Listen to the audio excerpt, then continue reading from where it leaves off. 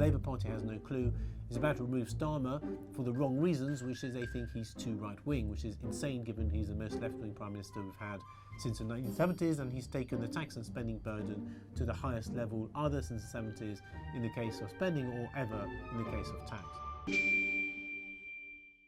I'm Allister Heath, and I'm responding to some of the excellent reader comments on my latest article, Labour's Lurch to the Left is the Spark that will ignite a revolution.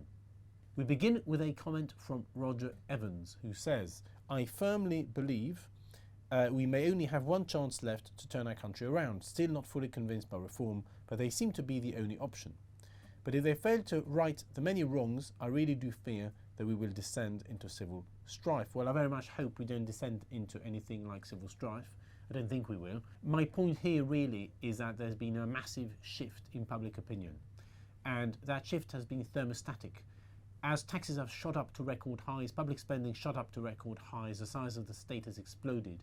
People's opposition to these policies has also exploded, but the scale of the response is off the charts. I have never seen proper polling, which shows opposition to tax and spend at these kinds of levels, and I have never seen polling which shows demands for tax and spending cuts, even spending cuts on healthcare, to be this high.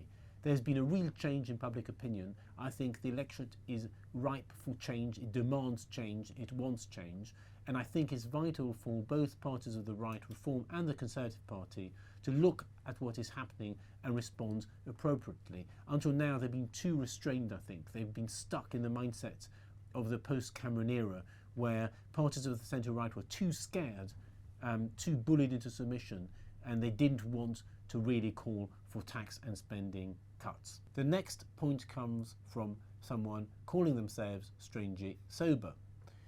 I am genuinely puzzled how someone intelligent, as I hate to admit Starmer is, can be so oblivious to the vitriolic hate which is being directed at him and his inept government.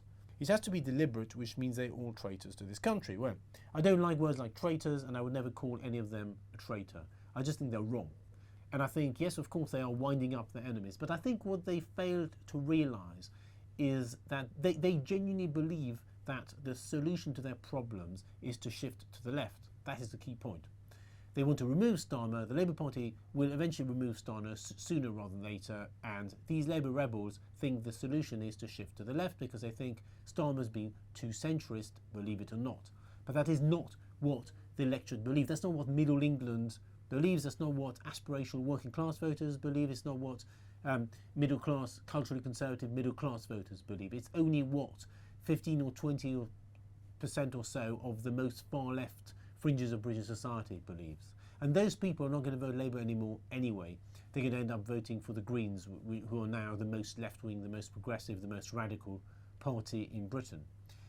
So I just don't think they are calling this right. They're not reading the room. They're failing to understand the shift in British society.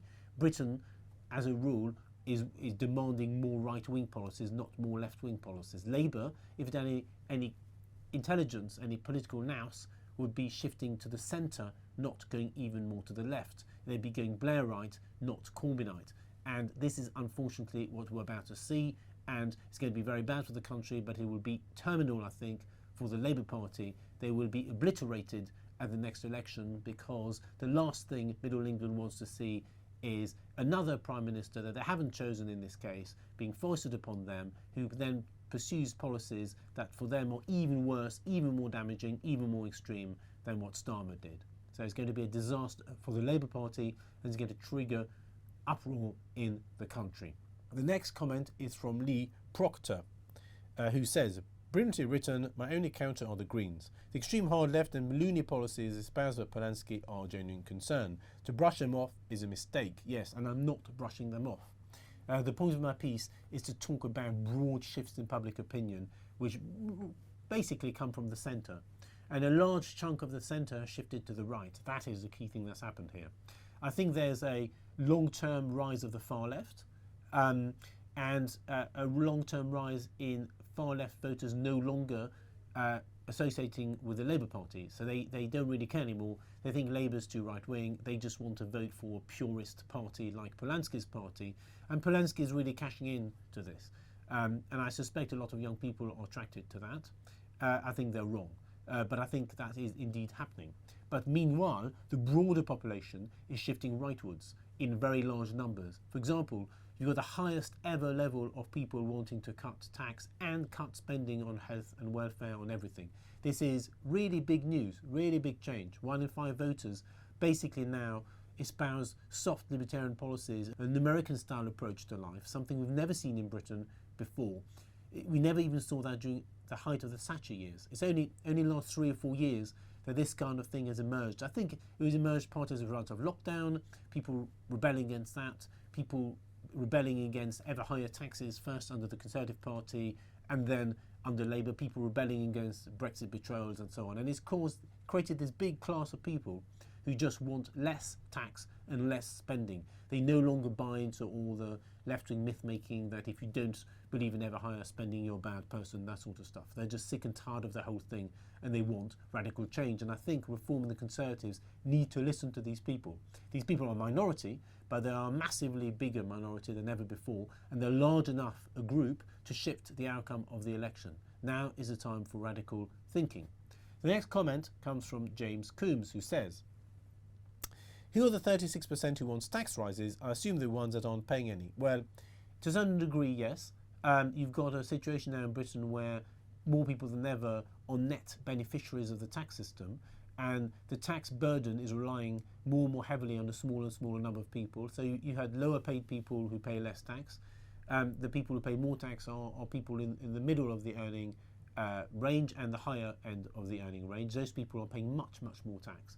You've also got a situation where millions more people are on benefits, and you've also got a growing pensioner population. All of that together has created an inbuilt vested interest group in favour of ever more spending and ever more taxes. Despite that, you've got this counter-revolution taking place in public opinion, where many of the net contributors are rebelling and saying, no, enough is enough, we don't want to keep this ridiculous show on the road any longer. Meanwhile, the Labour Party has no clue, is about to remove Starmer for the wrong reasons, which is they think he's too right-wing, which is insane given he's the most left-wing Prime Minister we've had since the 1970s, and he's taken the tax and spending burden to the highest level either since the 70s in the case of spending or ever in the case of tax. So there's a huge and growing disconnect between Middle England, I would say, large groups of people, and the government and the left-wing establishment. The next point comes from Neil Lowry, who says, "The majority of British people are now left liberal. This problem won't be sorted at the ballot box, it'll be sorted when the market decides to stop supporting the state and a debt crisis will ensure."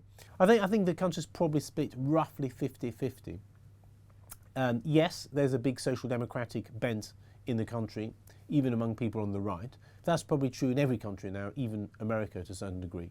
But what's changed is that the 50% of the population or so that's on the right is becoming radicalised. They're becoming much more on the right. They're becoming much more opposed to tax and spending. They're more opposed to immigration. They're more opposed to the woke agenda, and so on and so forth. So this radicalised population is basically the target group for the Reform Party and the Conservative Party. There's enough of them to allow the right to win an election and seize power if they're not too divided, which is the big question.